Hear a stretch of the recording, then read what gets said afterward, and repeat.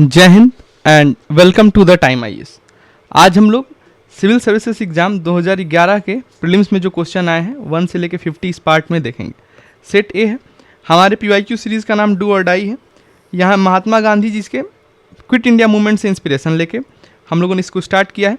और time IAS ये एक प्लेटफॉर्म है, कोई कोचिंग संस्था नहीं है। ऐसा हम क्यों बोलते हैं? कोचिंग संस्थाओं में आपको पैसिव लर्निंग, आपको दर्शक दीर्घा में बैठा के कहा जाता है कि भैया देखो और इन्जॉय करो, ठीक। लेकिन यहाँ पे हम बोलते हैं कि भाई आप खुद से गेम खेलो, क्योंकि पैसे आपने दिए हैं, ठीक है, तो आप खेलो, आपकी जगह पे दूसरा कोई क्यों खेलेगा, ठीक है। और एक्टिव लर्निंग के थ्रू आप अपनी जर्नी को कंप्लीट करो, ठीक।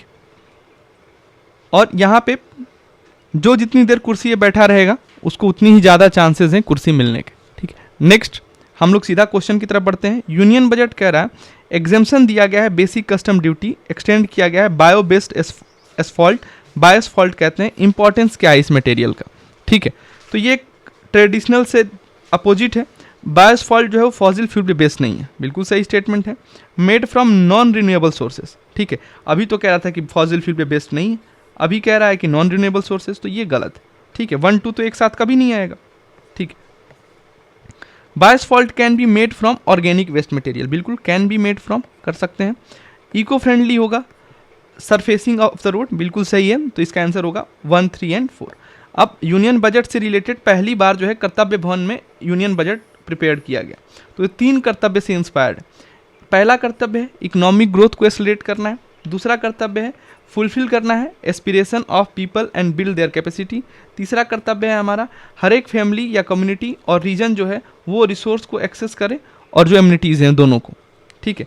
अगला क्वेश्चन है सैटेलाइट जो है टेलीकम्युनिकेशन के लिए जो हम यूज़ करते हैं, इन्हें हम जियो स्टेशनरी ऑर्बिट में रखते हैं। तो सैटेलाइट को हम लोग ऑर्बिट में रखते हैं कब? तो यह जियो सिंक्रोनस होता है। जियो सिंक्रोनस का मतलब क्या है कि जैसे पृथ्वी चक्कर लगाती है वैसे ये भी पृथ्वी के साथ ही चक्कर लगा, ठीक, उसे हम जियो सिंक्रोनस बोलते हैं, ठीक। उसके बाद से ऑर्बिट सर्कुलर होना चाहिए, ठीक है, सर्कुलर होगा तभी तो बताएगा कि वेदर्स रिपोर्ट्स कैसे आ रहे हैं, ठीक है। In the plane of the earth equator, बिल्कुल सही है।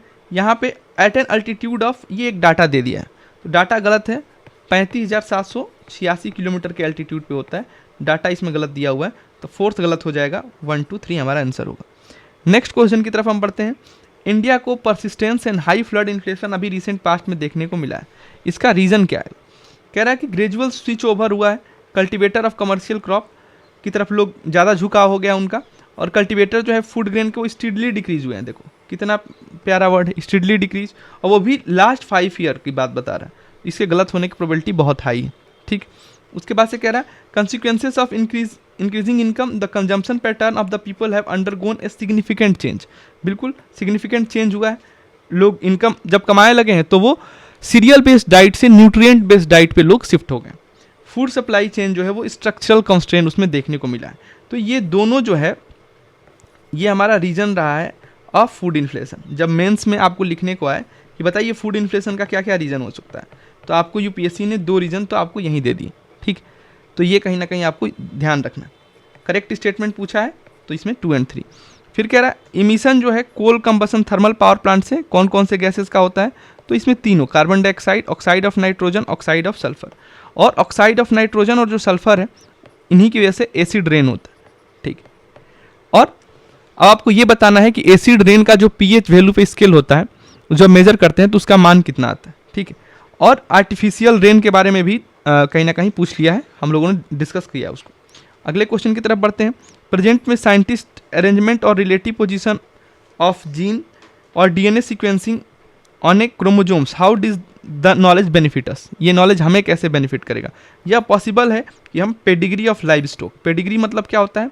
वंशज, हम वंशज जो है लाइव स्टॉक्स के वो पता कर लें। Possible to understand the cause of all human disease, भाई यहाँ पे सम दिया होता तो सही हो जाता, ऑल देके गलत कर दिया।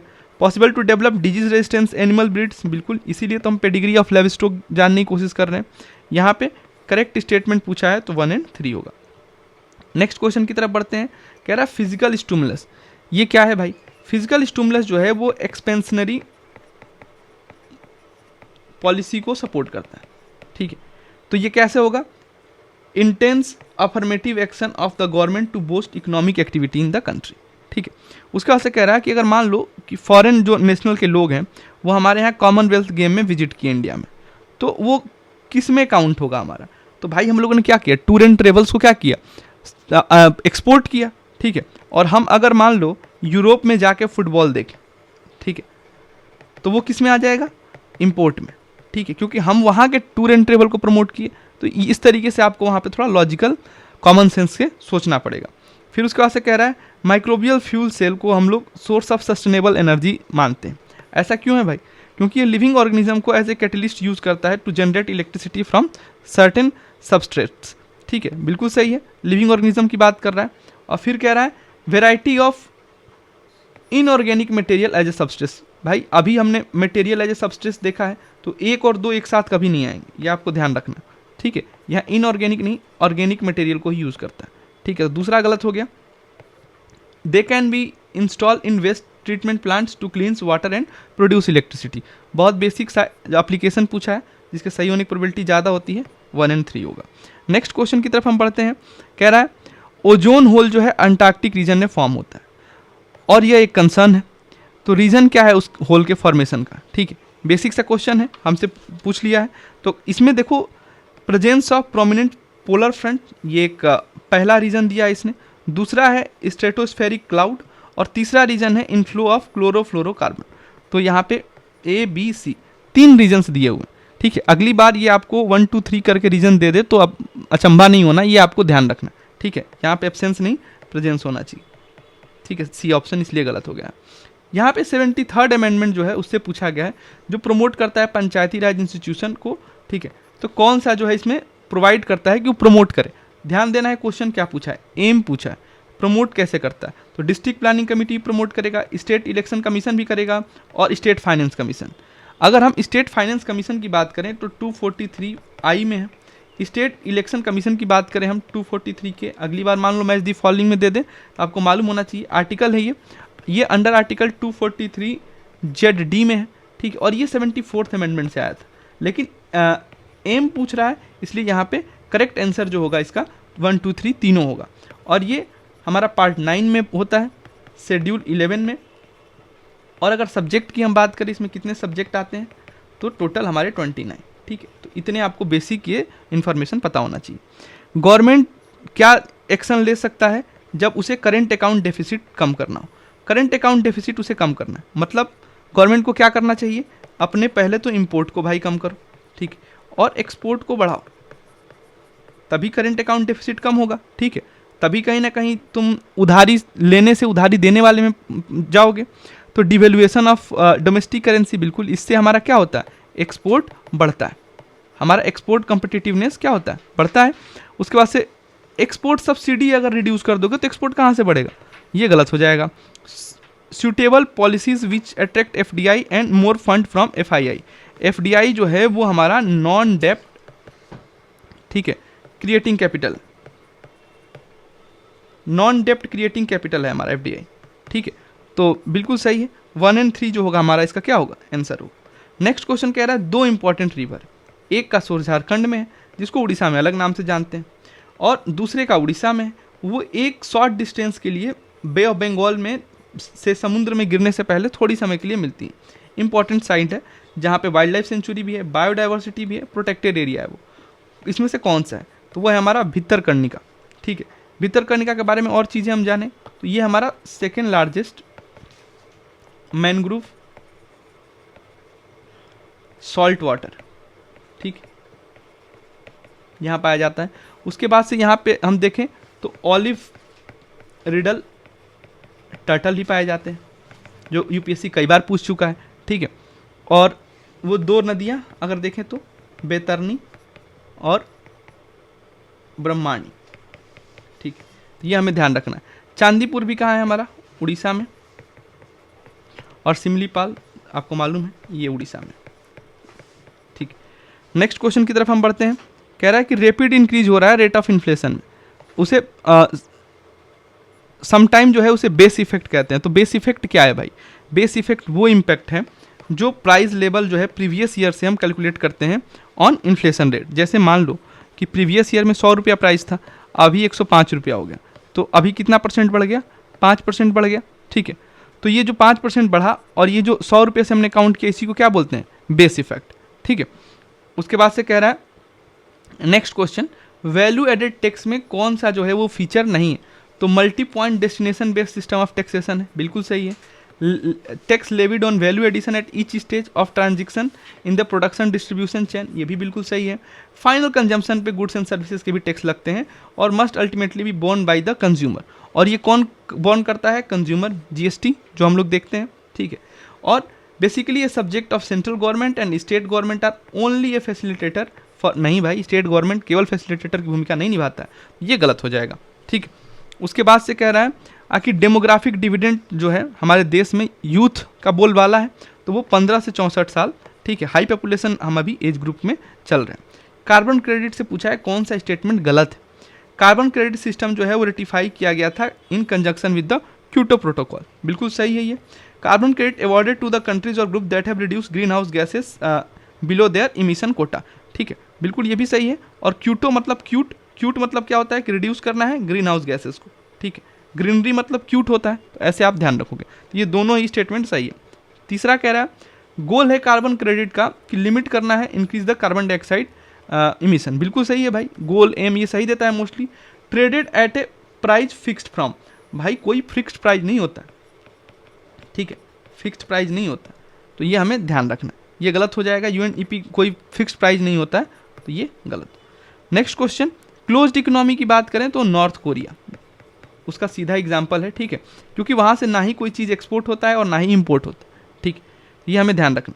उसके बाद से है when the bark of a tree removed in a circular fashion all around near its base it gradually dries up and dies, ऐसा क्यों होता है, क्योंकि रूट्स जो होते हैं स्टार्व हो जाते हैं एनर्जी से, ठीक है।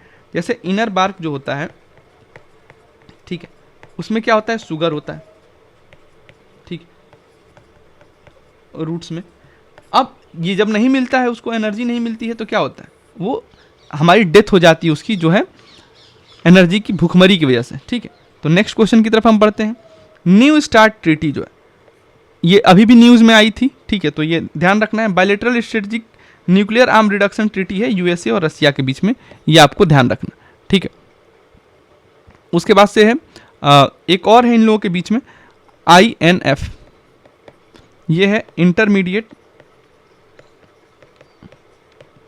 रेंज न्यूक्लियर फ्री, ठीक है, न्यूक्लियर फ्री बनने की बात हो रही है, और यहाँ पे प्रोहिबिट किया गया है ग्राउंड लॉन्च, कि ग्राउंड से जो है न्यूक्लियर जो मिसाइल्स हैं, न्यूक्लियर चीज़ें उसको नहीं लॉन्च करेंगे, लेकिन सी से नहीं मना किया गया, सी लॉन्च नॉट प्रोहिबिटेड, इसमें सी लॉन्च को प्रोहिबिट नहीं किया गया, तो ये आपको मालूम होना चाहिए, ठीक है। उसके बाद से ये भी हमारा यूएसए और रसिया के बीच में है, जो ऊपर हम लोगों ने लिखा है। नेक्स्ट क्वेश्चन है human activity in the recent past have caused the increase concentration of CO2 in the atmosphere but a lot of it does not remain in the lower atmosphere, ऐसा क्यों है भाई, क्योंकि it escape into the outer stratosphere, भाई ऐसा नहीं है।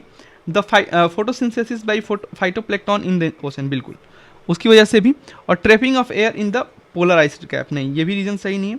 Correct statement की बात कर रहा है, ठीक है, तो इसमें केवल सेकेंड ओनली जो होगा हमारा करेक्ट होगा, ठीक है।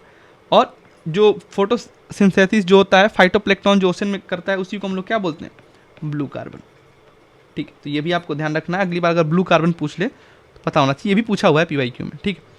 उसके बाद से कह रहा है फॉलोइंग क्राइटेरिया दिया गया है contributed to recognition on Western Ghat Sri Lanka and Indo Burma region at hot spot of biodiversity, क्योंकि वहाँ पे स्पेसिस रिचनेस है, बिल्कुल, वेजिटेशन डेंसिटी नहीं, एंडेमिज्म है, बिल्कुल सही है, एथनो बोटेनिकल इंपॉर्टेंस नहीं, थ्रेट परसेप्शन है, बिल्कुल सही है, adoption of flora and fauna to warm and human, नहीं ये भी नहीं, तो ये हमारा क्या हो जाएगा 1, 3 एंड 5, ठीक है। उसके बाद से अगर हम देखें तो 15% 1500 जो है हमारा वेस्कुलर प्लांट एज एंडेमिक, ठीक है वहाँ पे। उसके बाद से हम देखें तो 30%, ठीक, loss its original vegetation threat, तो जो थ्रेट परसेप्शन है उसकी बात कर रहे हैं, ठीक है। उसके बाद से हिमालय, हम इंडिया में हॉटस्पॉट की अगर हम बात करें, ठीक है, तो कौन कौन से रीजन है? हिमालय, इंडो बर्मा, उसके बाद से सुंडालैंड, उसके बाद से वेस्टर्न घाट एंड श्रीलंका, ठीक है। तो ये 4 हैं, ये आपको ध्यान रखना है। नेक्स्ट क्वेश्चन कह रहा है in the context of ecosystem productivity marine upwelling zone as important as they increase the marine productivity by bringing the nutrient to the surface, ठीक है। न्यूट्रिएंट्स लाते हैं वो लोग, डिकम्पोज और micro organism to the surface नहीं, bottom dwelling organism to the surface नहीं, ये भी नहीं, तो वो क्या करते हैं? न्यूट्रिएंट्स लाते हैं, इसलिए ये इंपॉर्टेंट है।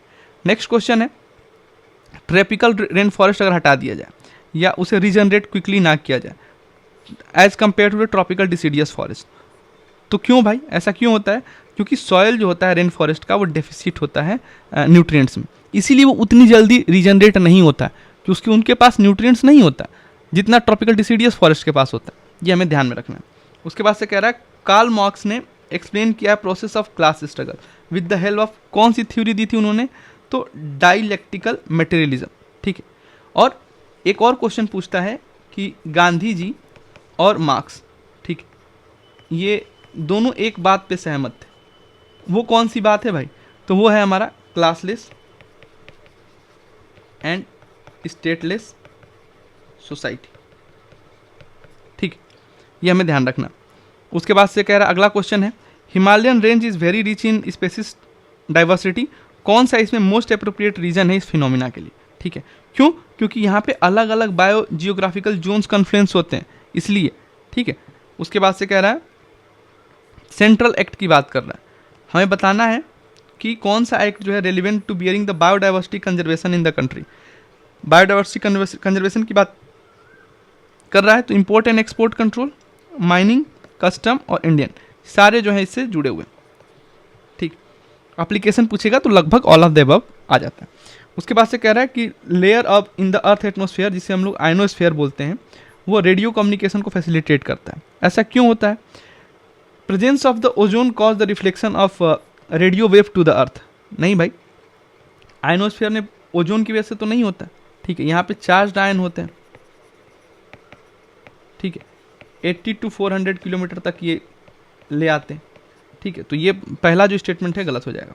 Radio wave very high very long wavelength, भाई कितना लॉन्ग कुछ तो बताता, तो इसमें अप टू 100 किलोमीटर, अब ये मेरे लिए लॉन्ग है नहीं है, ठीक है, ये पर्सन टू पर्सन वेरी करेगा, तो वो जब ऐसे स्टेटमेंट देगा तो मोस्टली गलत होता है, ये आपको समझना होगा। नेक्स्ट क्वेश्चन की तरफ हम देखें, दोनों FDI और FII, डायरेक्ट इन्वेस्टमेंट और इंस्टीट्यूशनल इन्वेस्टर्स जो होते हैं फॉरेन के, ठीक है, उनके बारे में क्वेश्चन पूछा हुआ है। कह रहा है इनके इन्वेस्टमेंट रिलेटेड क्वेश्चन पूछा गया है, best represent N importance between the two, दोनों के बीच में इंपॉर्टेंस कौन बता रहा है? तो FII जो है वो इंक्रीज करता है कैपिटल अवेलेबिलिटी, पैसा देता है हमें, और FDI तो वो खुद ही आ रहा है ना, टारगेट करता है स्पेसिफिक सेक्टर में जहाँ उसे प्रॉफिट मिलेगा, ठीक है, ये हमें ध्यान रखना है।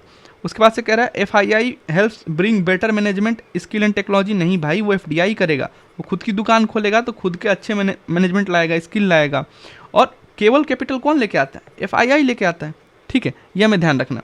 उसके बाद से only into the secondary market, भाई FII केवल सेकेंडरी मार्केट में, क्योंकि उसे पैसे लगाना है, ठीक है, और FDI उसे प्राइमरी मार्केट में जाता है, क्योंकि वहाँ से उसे दिखता है प्रॉफिट बनाने को, ठीक है।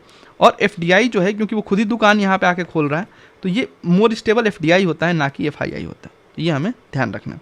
उसके बाद से है next question, global oil price के रिलेटेड, ब्रेंट क्रूड ऑयल, ठीक है, फ्रीक्वेंटली रेफर करता है, इस टर्म का मतलब क्या है?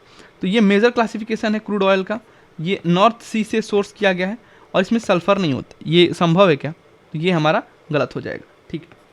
और एक आपसे और पूछ सकता है कि बोर्निंग लाइट, ये भी क्रूड ऑयल से रिलेटेड है, ठीक है, तो PYQ में आ चुका है, ये आपको ध्यान रखना। 1, 2 जो हमारा इसमें करेक्ट स्टेटमेंट होगा, ठीक है। नेक्स्ट क्वेश्चन कह रहा है genetically engineered from brinjal known as Bt brinjal develop हुआ, उसका ऑब्जेक्टिव क्या था उसका, तो उसको पेस्ट रेजिस्टेंस बनाना था, ठीक है, और ताकि फूट एंड शूट बोर्स ना, ठीक है, उसे पेस्ट ना आए, ये हमें ध्यान रखना है। आम आदमी बीमा योजना से रिलेटेड है, स्टेटमेंट दिए हुए हैं, आपको बताना है कौन सा सही। Member insured under the scheme must be head of the family और an earning member of the family in rural landless household, बिल्कुल सही है, आम आदमी की बात कर रहा है, ठीक है। Member of the uninsured must be, अब देखो एज ग्रुप मोस्टली गलत देने के चांसेस है, ठीक है, और यही उसने किया। उसके बाद से कह रहा है प्रोविजन है free scholarship up to 2 children of the insured who are studying between 9 to 12, class 9 to 12, बिल्कुल करेक्ट स्टेटमेंट जो है यहाँ पे 1 and 3 होगा। उसके बाद से कह रहा है हेवी वाटर न्यूक्लियर रिएक्टर में उसका क्या फंक्शन होता है, ठीक है, हेवी वाटर को हम लोग D2O बोलते हैं, ठीक है, ड्यूट्रियम ऑक्साइड, ठीक है, ये क्या करता है, न्यूट्रॉन की स्पीड को स्लो डाउन करता है, ये हमें ध्यान रखना होगा। फिर उसके बाद से मेगा फूड पार्क का कंसेप्ट जो है गवर्नमेंट प्रमोट कर रही है, उससे रिलेटेड बातें हैं, ताकि गुड इंफ्रास्ट्रक्चर फैसिलिटी हो फूड प्रोसेसिंग इंडस्ट्री के लिए, बिल्कुल सही है। इंक्रीज किया जाए processing of perishable items and reduce wastage, बिल्कुल सही है।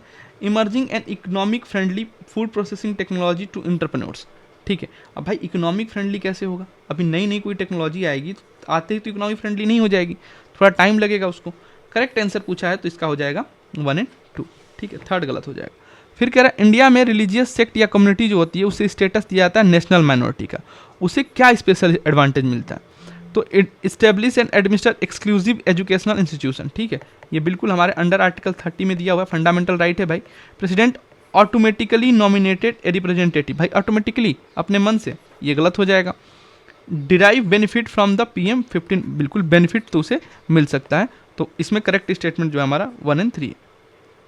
नेक्स्ट क्वेश्चन कह रहा है आखिर इंडिया जो है वो होम है लाखों लोगों का जो डिसेबल्ड है, तो कौन कौन सी बेनिफिट जो है उन्हें लॉ के अंदर दिया जाता है, ठीक है, तो फ्री स्कूलिंग की जाती है उनकी 18 साल तक जब उम्र नहीं हो जाती है गवर्नमेंट रन स्कूल में, बिल्कुल सही है। प्रेफरेंशियल अलॉटमेंट होता है लैंड उनको अगर बिजनेस उन्हें करना है तो। रैम्प्स बनाए गए हैं पब्लिक बिल्डिंग्स में, बिल्कुल करेक्ट स्टेटमेंट पूछा है, तो यहाँ पे ये तीनों ही सही होंगे। फिर पूछा है अगला आखिर authorisation for the withdrawal of fund from the consolidation fund of India, ये हमारा अंडर आर्टिकल 266 में आता है, ठीक, तो ये किसके पास है अथॉरिटी, तो ये हमारा पार्लियामेंट के पास। सारे रेवेन्यू जो रिसीव्ड होते हैं यूनियन गवर्नमेंट ने टैक्स और दूसरे रेसिपेंट के द्वारा जो गवर्नमेंट बिजनेस कंडक्ट करती है वो कहाँ क्रेडिट होते हैं, consolidation fund of India. Contingency जो है इमरजेंसी के लिए रखा जाता है आर्टिकल 267 में, इसका जगह दी गई है, ठीक है, ये हमें ध्यान रखना है। नेक्स्ट क्वेश्चन की तरफ हम बढ़ते हैं, कह रहे हैं माइक्रो फाइनेंस जो है वो एक प्रोविजन है financial service to people of low income groups, यह इंक्लूड करता है दोनों कंज्यूमर और सेल्फ एम्प्लॉयड को। Service render of under micro finances कौन कौन सा है, क्रेडिट देना है, सेविंग है, इंश्योरेंस है और फंड ट्रांसफर है, बिल्कुल सर्विस तो हम चारों दे सकते हैं, करेक्ट आंसर जो इसका ऑल ऑफ द अबव है। Company marketing food product advertises that its item do not contain trans fat, यह कंपनी क्या सिग्निफाई कर रही है अपने कस्टमर्स को कि फूड प्रोडक्ट जो है वो not made out of hydrogenated oil, बिल्कुल सही है। Food product are not made out of animal या फैट ऑयल, नहीं, ये तो बात इसने नहीं बताया, ठीक है। उसके बाद से oil used are not likely to damage the cardiovascular health of the, बिल्कुल ये जो है कहीं ना कहीं सही है। करेक्ट स्टेटमेंट की बात करें हम तो 1 and 3 होगा। उसके बाद से आपको ध्यान रखना है कि जो हमारा ट्रांस या सैचुरेटेड फैट होता है ये बैड फैट है, ठीक, और जो अनसैचुरेटेड है वो हमारा गुड फैट होता है, ठीक। और एक चीज ध्यान रखना है, LDL पूछता है, लो डेंसिटी लिपिड, ठीक, तो LDL जो होता है वो बैड होता है और HDL हाई डेंसिटी लिपिड, ठीक, ये क्या होता है, ये गुड होता है, गुड टू हेल्थ, ठीक है। तो ये आपसे क्वेश्चन पूछ सकता है, आपको ध्यान रखना। उसके बाद से कह रहा है मनरेगा का नाम अभी बदल दिया गया है, 125 दिन का काम कर दिया गया है, तो इसमें कह रहा है एडल्ट मेंबर किसी भी हाउस होल्ड के वो काम पा सकते हैं, ठीक है, और ये हमारा अनस्किल्ड वर्क फोर्स के लिए होता है, ठीक है।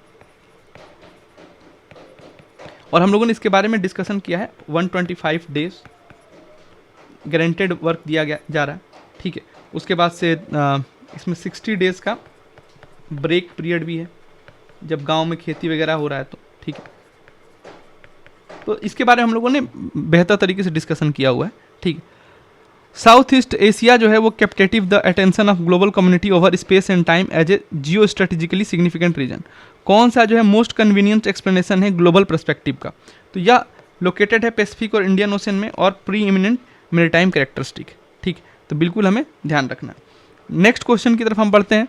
कह रहा है लुक ईस्ट पॉलिसी के बारे में कौन सा स्टेटमेंट जो है वो सही, ठीक है, करेक्ट पूछा है। India want to establish itself as an important regional player in the East Asia affairs, बिल्कुल एम्बिशियस तो हम लोग हैं। India want to plug the vacuum created by the termination of Cold War, भाई ये हम कोल्ड वॉर टाइप का कुछ हम लोग नहीं करना चाहते हैं, ठीक है। हम लोग वसुधैव कुटुंबकम में विश्वास रखते हैं, ठीक है। उसके बाद से कह रहा है India wants to restore the historical and cultural ties with the neighbour in South East and East Asia, बिल्कुल हिस्टोरिकल और कल्चरल टाइज को हम लोग करना चाहते हैं, तो इसमें सही।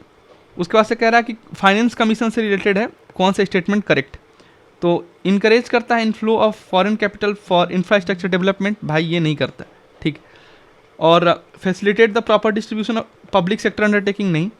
ट्रांसपेरेंसी को भी इंश्योर, ये नहीं करता है। फाइनेंस कमीशन से रिलेटेड अगर हम बातें देखें तो इसका जो चेयरमैन होता है, ठीक है, उसकी क्वालिफिकेशन की अगर हम बात करें, ठीक है, तो वो जज ऑफ हाई कोर्ट होना चाहिए,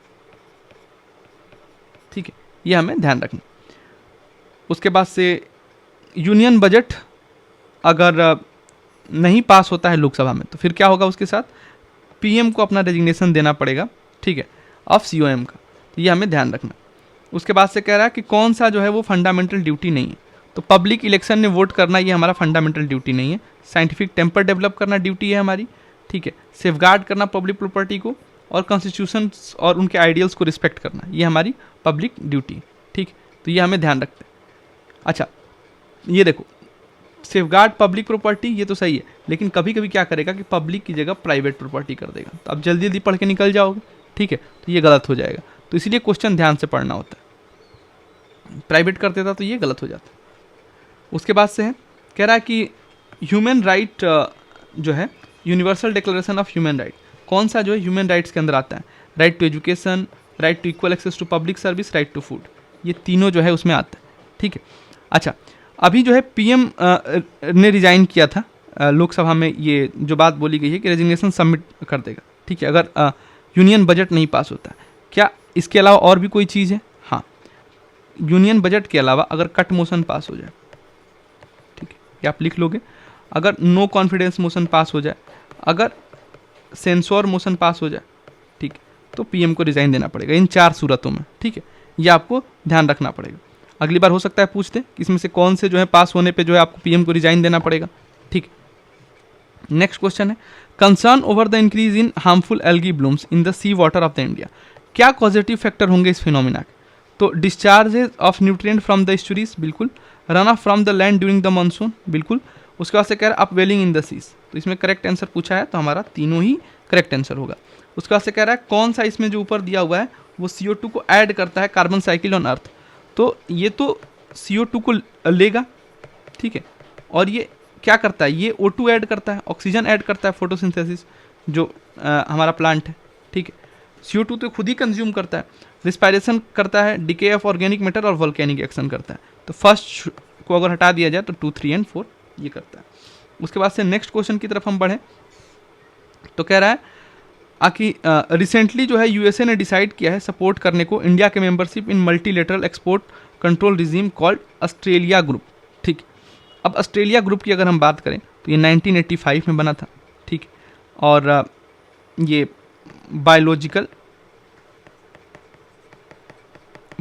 केमिकल ग्रुप से रिलेटेड है, ठीक है, और इंडिया इसका मेंबर है, ठीक है। और वासेनार अरेंजमेंट, अब वासेनार अरेंजमेंट की बात हम देखें तो क्या होता है? ये डुअल यूज़, जो गुड टेक्नोलॉजी है उनका डुअल यूज़ कैसे किया जाए, ठीक है। उसके बाद से रेगुलेट किया जाता है कन्वेंशनल आर्म्स ट्रांसफ़र, ठीक है, तो ये आपको ध्यान रखना होगा। डिफरेंस पूछा है इसमें, तो आइए डिफरेंस पता करते हैं। कह रहा है कि ऑस्ट्रेलियन ग्रुप एक इनफॉर्मल अरेंजमेंट है which aims to allow exporting countries to minimise risk of assisting chemical and biological weapons proliferation, बिल्कुल यहाँ तक तो सही है। वासेनॉर अरेंजमेंट जो है फॉर्मल ग्रुप है अंडर द OECD, गलत, ठीक है, ये गलत कर दिया, ठीक है, फॉर्मल ग्रुप्स और OECD बता के ये गलत कर दिया। ऑस्ट्रेलियन ग्रुप में एशियन, अफ्रीकन और नॉर्थ अमेरिकन प्रीडोमिनेंटली है, और जो हमारे वासेनॉर अरेंजमेंट है उसमें प्रीडोमिनेंटली यूरोप और USA के लोग हैं, नहीं ये भी गलत है, ठीक है। तो करेक्ट स्टेटमेंट पूछा है तो दोनों ही गलत हो जाएंगे, ठीक है, ये आपको ध्यान रखना होगा।